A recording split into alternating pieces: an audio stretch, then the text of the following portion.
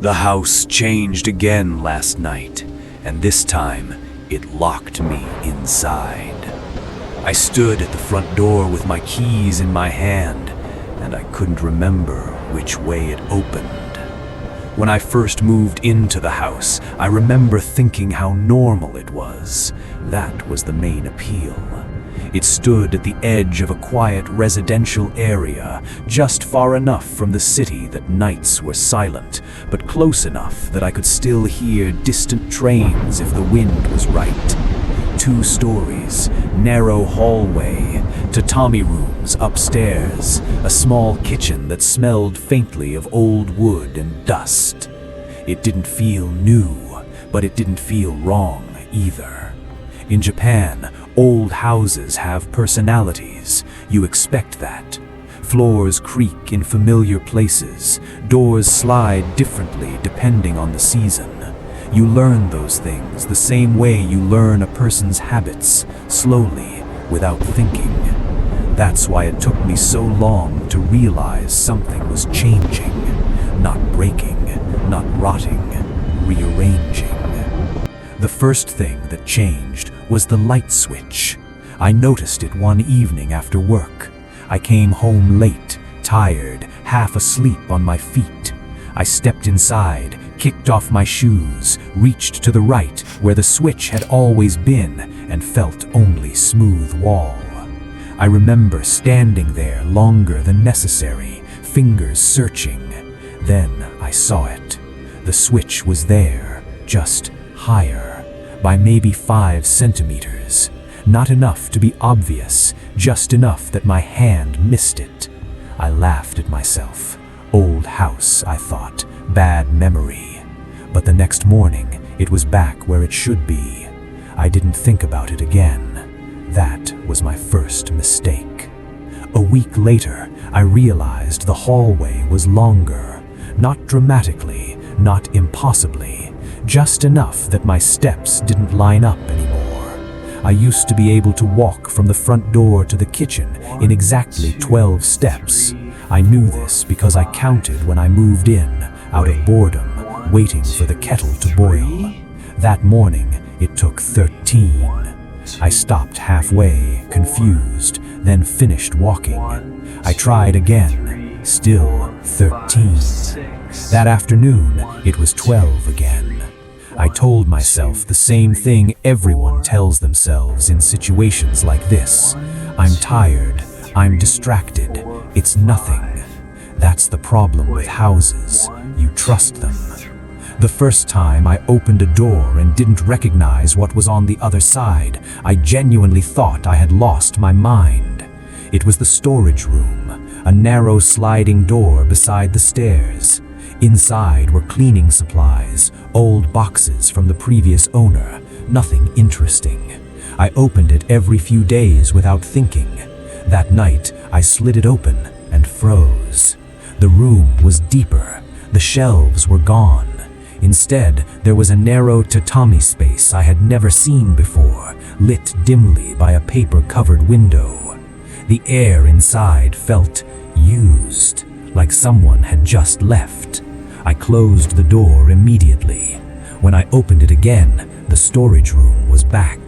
Buckets, shelves, boxes, exactly as it should be. I sat on the floor for a long time after that. I didn't tell anyone. I don't know why. Maybe because saying it out loud would make it real. After that, I started noticing patterns, not random changes, intentional ones. The bathroom would shift closer to my bedroom on nights when I was especially tired. The kitchen felt farther away on mornings when I was running late. Closets I didn't use became easier to reach. Rooms I relied on became inconvenient. Once, I woke up needing water and walked straight into a wall that hadn't been there before. I stood in the dark, hand pressed against unfamiliar wood, listening to my own breathing. When I turned on the light, the hallway was normal again, but I had felt it. The house wasn't broken, it was responding. I started searching for records about the house. The real estate agent had told me the previous owner was elderly, lived alone, passed away quietly. No family, no incidents. But old houses remember more than paperwork does. When I pulled up loose floorboards in the upstairs room, I found nail marks underneath, deep ones, like someone had scratched at the wood from below. They were old, too old to be fresh, but not old enough to be ancient. I replaced the boards carefully and didn't sleep upstairs that night. Downstairs, the living room felt smaller. One evening, I realized there were too many rooms. I stood in the center of the house and counted. By exterior measurements, the house shouldn't have space for what I was seeing. There was a narrow room now between the study and the bedroom. No windows, no furniture, just tatami mats and walls that felt closer than they should. When I stepped inside, the air felt compressed, heavy, like it didn't want me there.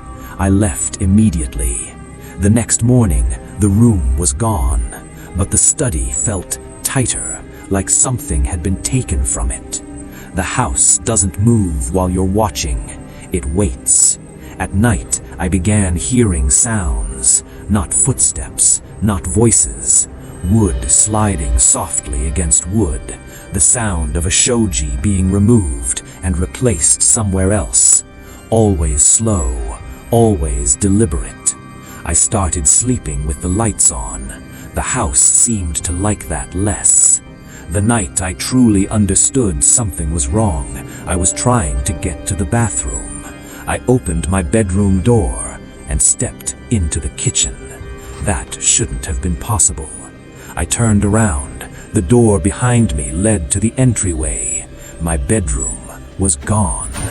I felt a cold realization settle in my chest. The house wasn't rearranging itself randomly anymore. It was closing paths. I finally spoke to a neighbor, an older woman who had lived there for decades. When I mentioned the house number, her expression changed. She hesitated before speaking. She said, "He used to get lost inside." I didn't ask what she meant. I was afraid of the answer. That night, I realized the truth. The house doesn't rearrange itself to trap people. It rearranges itself to keep them, to make leaving harder than staying, to make familiar paths disappear, to make the outside feel unreachable, and slowly, to make itself the only place that feels right. Because tonight, when I stood at the front door, keys in hand, I couldn't remember which way the door opened. I was stuck in the house for eternity.